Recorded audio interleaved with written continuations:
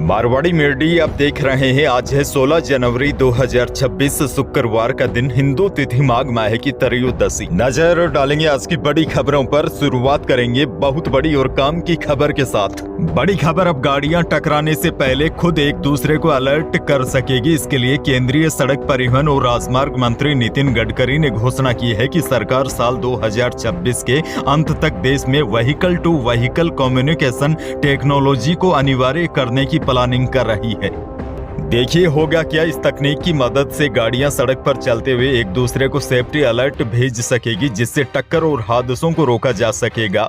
यह फैसला 28 राज्यों और केंद्र शासित प्रदेशों के परिवहन मंत्रियों की बैठक के बाद लिया गया। सरकार का टारगेट है कि 2030 तक सड़क दुर्घटनाओं में होने वाली मौतों को 50% तक कम करना। देखिए, ये नई तकनीक जब गाड़ियों में शुरू हो जाएगी तो सामने टक्कर होने का खतरा होने पर ड्राइवर को गाड़ी अलर्ट भेजेगी। किसी से टक्कर होने की स्थिति में गाड़ी खुद ब्रेक लगा लेगी, और अगर आपकी गाड़ी लेन से भटक गई है तो यह फीचर आपको वार्निंग देता रहेगा कि आपकी गाड़ी लेन से भटक रही है। आगे बढ़ेंगे। देश की एक और बड़ी खबर, पीएम मोदी ने गुरुवार को संसद परिसर में 28वें कॉमनवेल्थ स्पीकर्स और प्रोसाइडिंग ऑफिसर्स कॉन्फ्रेंस का उद्घाटन किया। पीएम मोदी ने कहा कि आज भारत दुनिया की सबसे तेजी से बढ़ती अर्थव्यवस्था है। पिछले कुछ सालों में 25 करोड़ लोगों को गरीबी से बाहर निकाला है।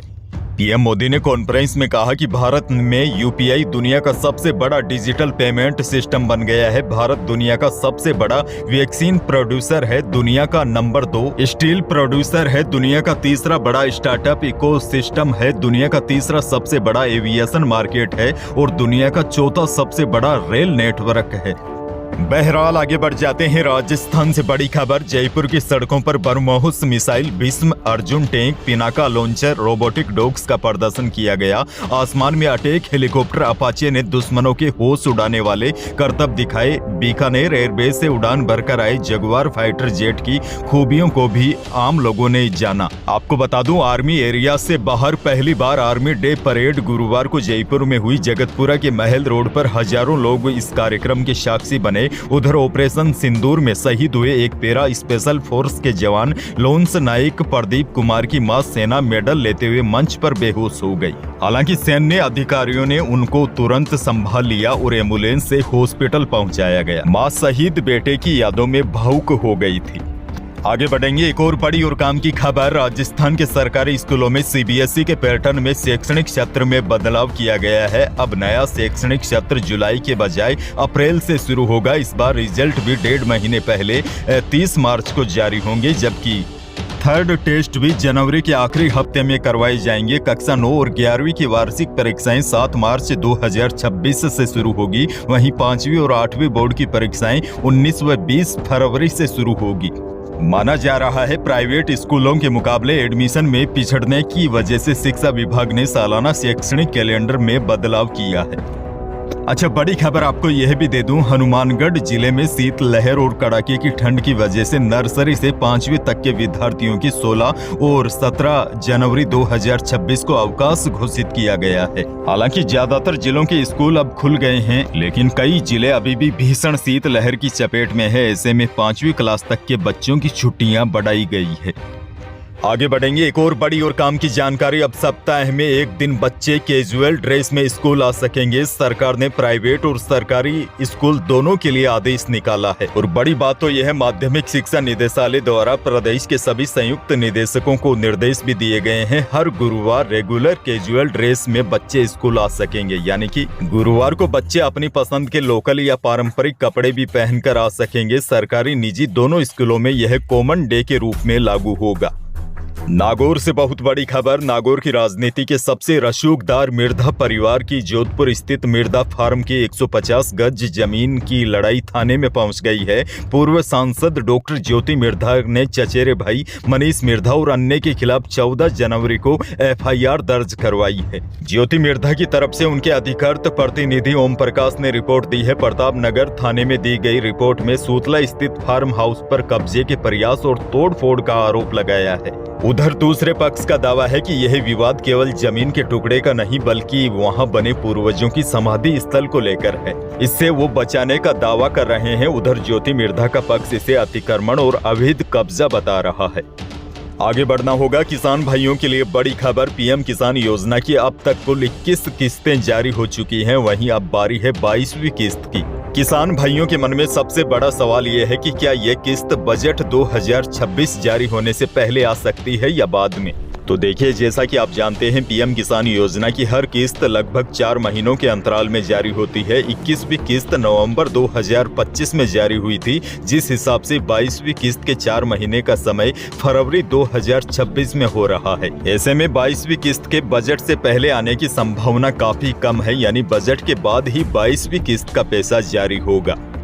जोधपुर से बहुत बड़ी खबर। जोधपुर शहर में घी के बाद अब ब्रांड के नाम पर नकली बीड़ी की सप्लाई हो रही है। इसके खिलाफ कमिश्नरेट की विशेष टीम ने देवनगर थाना क्षेत्र में बड़ी कार्रवाई की है। कार्रवाई के दौरान यहां मौके से देसाई, लंगर, ठाकुर, ओटू समेत विभिन्न ब्रांडों की नकली बीड़ियां मिली और स्टिकर रेपर भी जब्त किया गया है। बरामद की गई सामग्री की कीमत करीब 30 लाख रुपए बताई जा रही है।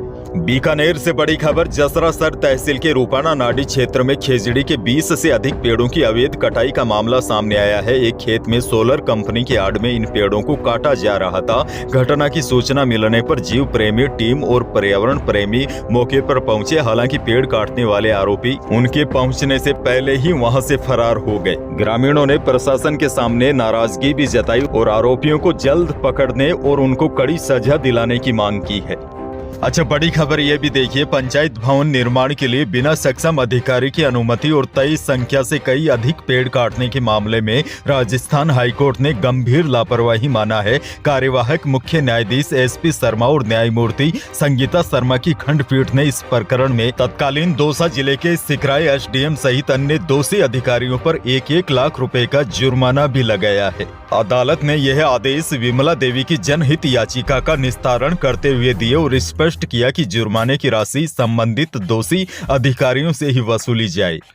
जयपुर से बड़ी खबर। ओडी हादसे के मुख्य आरोपी दिनेश रणवा की मदद करने वाले भी अब बुरी तरह फंस गए हैं। पुलिस ने दावा किया है कि राजस्थान में ऐसा पहली बार हुआ है कि आरोपी की मदद करने वालों पर भी कई गंभीर धाराओं में नामजद एफआईआर हुई है। वहीं आपको बता दूं, उधर लग्जरी कार में 16 लोगों को कुचलने वाला ओडी कार मालिक दिनेश अभी भी फरार है। अभी तक की जांच पड़ताल में सामने आया है कि दिनेश ने दिन भर पार्टी की थी, शराब पी थी। मानसरोवर इलाके के खरबास चौराहे पर एक्सीडेंट के बाद वह सीधा घर गया। वहां से 2 लाख रुपए केस जेब में रखे अपनी पत्नी से कहा, तुम भी गांव भाग जाओ, मामला सेट होने के बाद गांव से आ जाना। उसके बाद खुद भी वहां से फरार हो गया।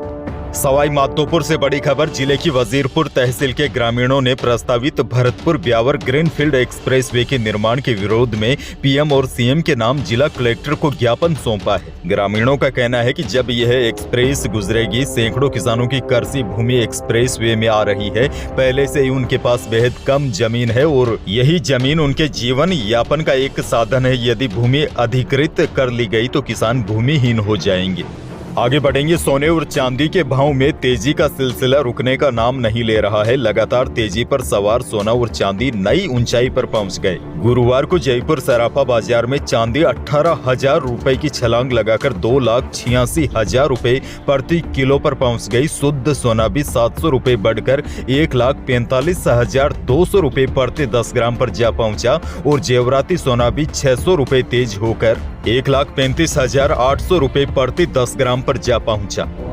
उधर गुरुवार को अनाजों के भाव मंदे रहे। बीकानेर की मंडी में मोट का भाव अधिकतम 5,000 रुपए रहा। मूंग बिका अधिकतम 7,850 रुपए और बीकानेर की अनाज मंडी में मूंगफली का न्यूनतम भाव रहा 6300 और अधिकतम भाव रहा 7,000 रुपए। मेड़ता की मंडी में मूंग का भाव अधिकतम 7,700 रुपए रहा। जीरा बिका मेड़ता की मंडी में अधिकतम 22,000। गवार का भाव रहा अधिकतम 5,500 रुपए और इसबगोल का भाव रहा अधिकतम 13,200 रुपए।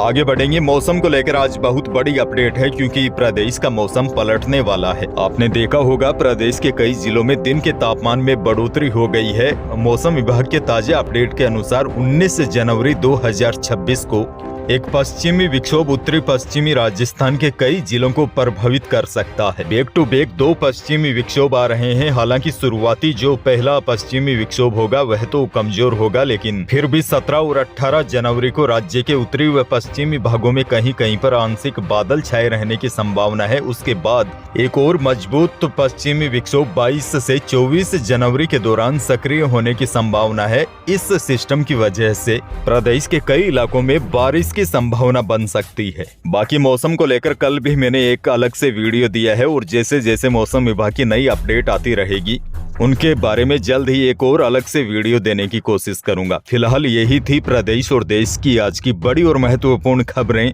वीडियो को लाइक करना बिल्कुल न भूलिए और चैनल पर नए हैं तो सब्सक्राइब जरूर कीजिए ताकि आप अपडेट रहे बड़ी और काम की खबरों से। धन्यवाद।